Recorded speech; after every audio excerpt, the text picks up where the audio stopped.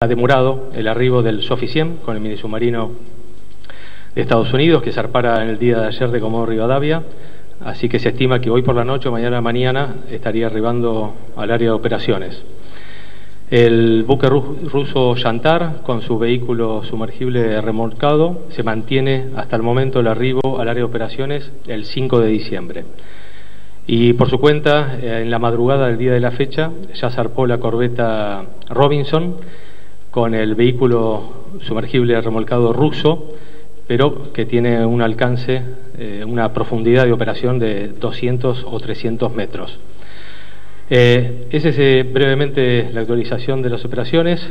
Ahí siguen los 8 buques en el área de operaciones, como les mencioné ayer en una placa, en esta misma también, con centro en la última posición referenciada de ese evento consistente en una expresión que informara hace una semana atrás Austria, el embajador argentino en Austria, en Viena, con un radio de 36 kilómetros. Eso implica una superficie circular de casi 4.000 kilómetros cuadrados. Por eso las 8 unidades que están cada una en una mini área en su calle de barrido, mapeando todo el fondo con sus ondas multidas o, como les mencionaba, incluso con sonar de barrido lateral. Estoy abierto a preguntas. ¿Qué tal? Buen día, capitán. ¿Qué tal, Laura? Buen día. ¿Cómo le va? Laura Mayoque, de la Televisión Pública. Bueno, primero quisiéramos despejar algunas dudas. Habíamos en estas 2 horas de tardanza escuchado algunas suertes de comentarios con respecto a la base de Mar del Plata en los familiares, algunas ambulancias que entraban o que salían. ¿Hay algo de todo esto? ¿Pasó algo? Estuvimos en comunicación, justamente porque estábamos también viendo algunos noticieros. No hay ninguna dificultad. Hace 2 horas que justamente los familiares fueron previamente informados de esta actualización de las operaciones y estaban en reunión con el almirante González, la máxima autoridad, que desde el primer momento está en contacto permanente con los familiares, y justamente estaban esperando esta demora de 2 horas por diferentes versiones periodistas que habían surgido y por la reunión que hubo del señor almirante Ruhr con el señor ministro en comunicación con el gobierno. Pero no hay novedades que dificulten con los familiares en la base naval. Otra pregunta muy breve. Hoy Sí. hubo una reunión de gabinete. Si este tema estuvo presente, creemos que sí. Si el ministro de Defensa estuvo en esa reunión de gabinete. No sabría decirle, sé que el señor almirante Ruhr estuvo en el Ministerio de Defensa con el señor ministro. No sabría decir el tema de la agenda, pues no llevo la agenda del ministro. No, de nada, Laura. ¿Qué tal, capitán? Buen día, Sí. Gonzalo Carnaval de Canal 26. Sí, buen día, Quería hacerle Sergio. 2 consultas. En primer lugar, sobre el informe que se conoció acerca de la avería que habría presentado el submarino. Y en segundo término, que nos confirme o no el rumor estuvo circulando en las últimas horas sobre que habrían encontrado un objeto a unos 1.050 metros aproximadamente de profundidad allí en el área de búsqueda. Con respecto a ese contacto, es la primera vez que lo escucho, no tengo información al respecto, no tenemos ningún indicio al momento de algún contacto. Con respecto a la primera parte de la pregunta sobre el tema de la avería,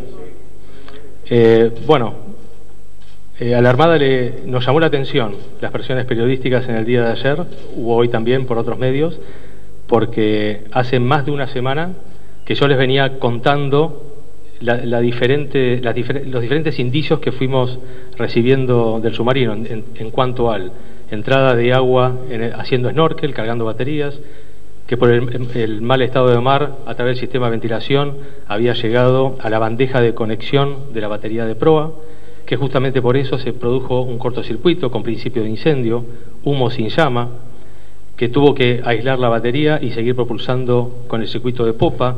También les venía explicando la redundancia de equipos que hay y de alimentaciones, que eso le permitía seguir navegando incluso en inmersión, siguiendo con su destino a Mar del Plata.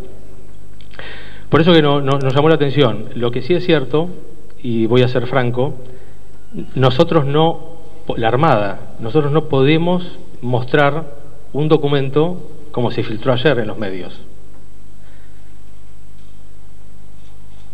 Ahí está faltando el encabezamiento.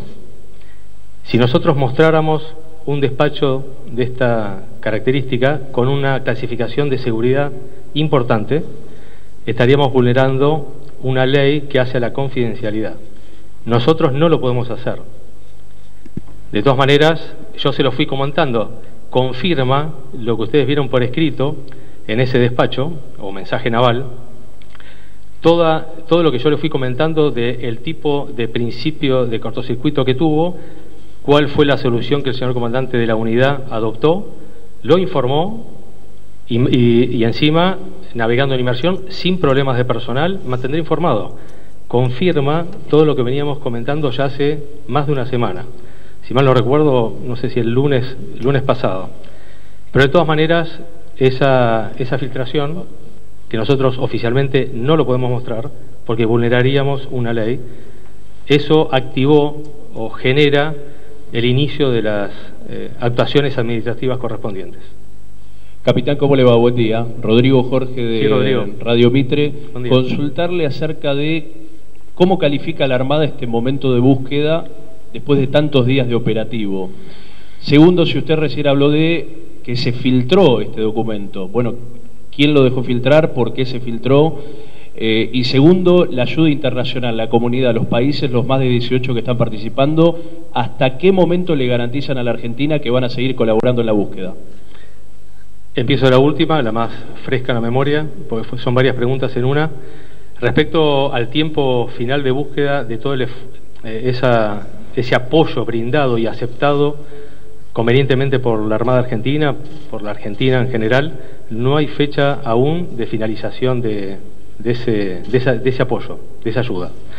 Respecto a la otra parte de la pregunta, habrá que preguntarle al medio. Es muy difícil que citen la fuente. ¿Cómo se filtró? No por la Armada. ¿Está bien? Y la primera pregunta, Rodrigo. ¿Cómo califica la Armada este momento de búsqueda? Bueno, desde ya horas críticas. 13 días de búsqueda. Aún no hemos podido localizar o detectar al submarino San Juan. Y de alguna manera son horas de mucha incertidumbre. Es decir, la Armada no genera la incertidumbre. La situación es incierta. Un montón de falsos ecos, una balsa que bengala, es decir, el mar, nuestra zona es muy amplia, con muchas unidades de superficie en cercanías. Las profundidades no ayudan, estamos buscando entre 200 y 1000 metros. En fin, es complicado, es una situación muy complicada, crítica, angustiante, de tensión, de preocupación para los familiares y de todos los hombres y mujeres de la Armada que estamos comprometidos en el esfuerzo permanente de hace 13 días atrás y todos haciendo ese acompañamiento a la familia, particularmente los de Mar del Plata, la base naval Mar del Plata, las autoridades y no solamente las autoridades, de oficiales y suboficiales que están en actividad. Hay un montón de suboficiales y oficiales retirados que se ofrecieron voluntariamente para ir a abrazar o brindar ese cariño a los conocidos, a los familiares conocidos de los 44 tripulantes. Toda la base naval está sensibilizada por este tema.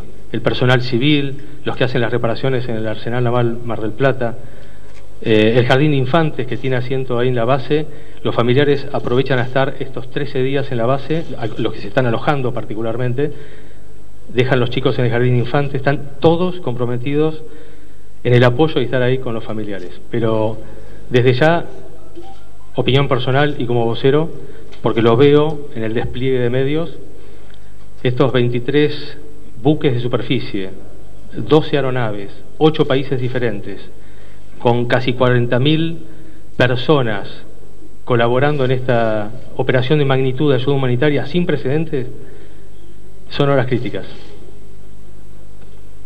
Es una situación difícil, pero seguimos buscando. Capitán, buen día. Martín González, de TN. Buen día, Martín. En principio, el viernes, cuando trascendió la noticia de la desaparición del submarino San Juan, se hablaba de un problema de comunicación. Evidentemente, este cable que se filtró habla de que ustedes en ese momento ya contaban con más información respecto de este evento anterior. Si bien usted, como usted recuerda, el lunes feriado ya nos había dicho que había habido este inconveniente, sí, pero no el viernes. La pregunta es, ¿cuánto tardaron en comunicarlo ustedes a los familiares de este evento anterior?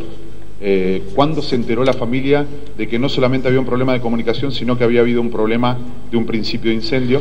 Y la segunda pregunta es si el ingreso de agua a través del snorkel se da cuando el submarino sale a tomar aire, digamos, con el snorkel, o si puede haber habido un fallo en alguna válvula con el submarino sumergido. No, a través de la comunicación telefónica que el comandante del submarino tiene con su comando superior, el comandante de la Fuerza de Submarinos en Mar del Plata, tanto las comunicaciones telefónicas como después son reportadas por escrito, es la redundancia. Lo digo por telefonía satelital, en claro, y va después el mensaje naval como corresponde, cifrado, por escrito, para que no haya tergiversación en lo que uno dice y después lo que uno escribe. Eso siempre se hace. En la misma comunicación telefónica fue realizando snorkel, cargando baterías, justamente por el alto estado de mar.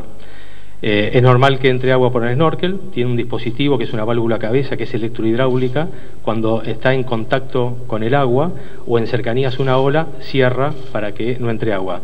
No es instantáneo, el agua va entrando, puede entrar mucha o poca, eso se va achicando y muchas veces si el agua que ingresa es superior a la capacidad de la bomba de achique, ahí empiezan las dificultades. Pero acuérdense, a plano de periscopio y con mucho estado de mar, el submarino rola mucho, va de un lado, del lado derecho al izquierdo, le cuesta mantener la verticalidad, ¿está bien? Se complica mucho snorkel con mala meteorología, cargar baterías. Pero es evidente que el ingreso fue a través del snorkel, cargando baterías, que a través del sistema de ventilación, por ese movimiento de rolido de un lado al otro, después llega a la bandeja de conexionado. Pero la primera pregunta era... ¿Cuándo le comunicaron a los familiares que había habido este incendio? Bueno, inicialmente, cuando pasa un día, después de esta información, de lo que se pudo ver ayer, de lo que se filtró, que quedó claro que fue controlado, que siguió propulsando con el otro circuito, con la redundancia de equipos y alimentación, y siguió navegando sin novedad de personal, mantener informado. Cuando a partir de ahí uno empieza a contabilizar el tiempo en la próxima comunicación del submarino, que eso pasa el día jueves, unas horas antes ya se empieza a hacer el dispositivo de búsqueda, la primera fase de búsqueda, no declararlo submarino extraviado, sino la fase de búsqueda. Primero en comunicaciones, se empezó a escuchar y no se recibía comunicación. Entonces, de entrada, en la base de búsqueda, uno piensa, no se está pudiendo comunicar. Y uno asocia que tal vez el problema eléctrico que había tenido con ese circuito, tal vez después, a lo largo de las horas de navegación, haya tenido o no un problema en las comunicaciones. Acuérdense que del primer día les comentábamos que había diferentes escenarios. Cuando se activa el submarino extraviado, que es un despacho prolijo, exacto, sin dudas, que eleva el comandante de la Fuerza de Submarinos a su comando superior, ahí se activa ir una aeronave al área, porque posiblemente estaba en superficie con problemas de comunicaciones, y uno induce que a lo mejor ese problema eléctrico que tuvo le afectó a las comunicaciones, y que podía estar con o sin propulsión. Eran los dos escenarios, en superficie con o sin propulsión, que era lo que uno, a través de la lectura de ese mensaje naval, puede inducir lo que le pudo haber pasado. Cuando la nave arriba al área de operaciones y no está en superficie, posiblemente estaría en inmersión, sí, porque si evalúa el comandante que hay mala meteorología, puede seguir en inmersión, pero sabiendo que en algún momento tiene que salir a superficie, pues lo van a estar buscando. Simultáneamente, 2 unidades de superficie que se encontraban adiestrándose cerca de Comodoro Rivadavia son las primeros que se destacan, y en pocas horas se encuentra el área de operaciones. Como tampoco lo detectan, ahí se decreta el plan de búsqueda y rescate submarino, que fue el jueves por la noche, que también lo hace el mismo comandante de la Fuerza de Submarinos. ¿Y ahí le comunican a los familiares que había habido un evento? Sí, durante el fin de semana. Inicialmente, mientras faltan las comunicaciones, no hay que alertar a nadie, ¿está bien? Porque uno no sabe qué puede pasar. Uno alerta a los familiares y los preocupa, o alerta al sistema nacional o internacional, y después aparece en superficie, con o sin propulsión, estaríamos en un... Sí. Respecto del evento anterior, Sí. de este incendio, ¿cuándo se le avisa a los familiares? Durante el fin de semana. Ahora entendí la pregunta, ¿está bien? Capitán, de la agencia de noticias AP de Estados Unidos. Buen día. Sin querer ser reiterativo, pero me parece que es importante saber cuál fue la secuencia horaria de todos los registros, tanto de posición como de comunicación satelital que hubo y después de reporteo de lo que pasó con el cortocircuito. ¿Usted nos puede explicar bien el horario, si se sabe el horario en el que se produjo esa entrada de agua que generó, con el snorkel, generó este cortocircuito? ¿Cuándo, cómo empezaría la secuencia? A las 00:30 del día 15 hubo un registro de posicionamiento. Después tenemos la comunicación de las 7:30. Si usted puede explicar, por favor, cómo se fue produciendo y sobre todo el horario en que se habría reportado esa entrada de agua y cómo se comunicó. 0:30 del miércoles, o sea, martes a la noche, miércoles a la madrugada, para que no queden dudas, ahí hubo una comunicación telefónica, por telefonía satelital, entre el comandante y su comandante superior. Ahí le informa verbalmente lo que luego a las 6 de la mañana le manda por escrito, como les decía recién, la redundancia de información, para que no se tergiverse la información. 7:30 vuelve a comunicarse el comandante del submarino con su comandante superior, 07:30 horas, por telefonía satelital, donde le reitera: me encuentro en inmersión, navegando en demanda de Mar del Plata, sin problema de personal.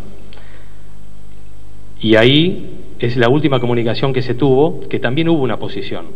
Hubo posición 00:30 y también 07:30. Las dos posiciones fueron comunicadas telefónicamente a través de telefonía satelital. Y a las 6 de la mañana se recibe por escrito lo que verbalmente le había explicado a las 0:30 y se lo confirmó 07:30. Y esa fue la última comunicación con el submarino. O sea, a las 6 de la mañana, ¿qué se informó a las 6 de la mañana? A las 6 de la mañana, lo mismo que 0:30 en comunicación satelital, que había tenido un principio de avería con entrada de agua al snorkel, al tanque de baterías. Pero una cosa es la información cuando se comunica y otra cosa es cuándo se produjo esa entrada de agua. O sea, ¿se sabe en la noche del martes, madrugada del miércoles, haciendo snorkel. Sí, subsanada la avería, siguió navegando. Pero, perdón, la entrada de agua, ¿cuánta agua tiene que entrar? ¿Es normal que entre agua en un snorkel así? ¿Hasta cuánta agua puede entrar para que se dañe la batería, para que sea un problema? O sea, no sabría decirte cantidad en litros de agua. Lo que sí, estaba haciendo snorkel, tuvo una entrada de agua, tuvo este principio, el cortocircuito que generó un principio de incendio, humo sin llama, en el cual tuvo que subsanar ese principio, aisló eléctricamente la batería, empezó a propulsar con la de popa, y esa es la información que después le dice telefónicamente y por escrito. ¿Está bien? Pero no sé si queda alguna duda, me parece que... Litros de agua no te podría decir la cantidad de agua que puede entrar o no, porque simultáneamente también está achicando el sistema, ¿no? ¿Y las baterías puede ser que estuvieran estropeadas de antes o con algún problema? No. ¿O solamente con el contacto del agua en una batería se puede dañar? Cualquier batería nueva o usada, replacada o no, cuando le entra agua, el agua de mar justamente produce esa corriente, y lo que hace es entrar tal vez en baja aislación y produce un cortocircuito, y ahí es donde puede haber, porque ahí hay plásticos, cables de goma, bornes, puede haber algo que genere ese humo, ¿no?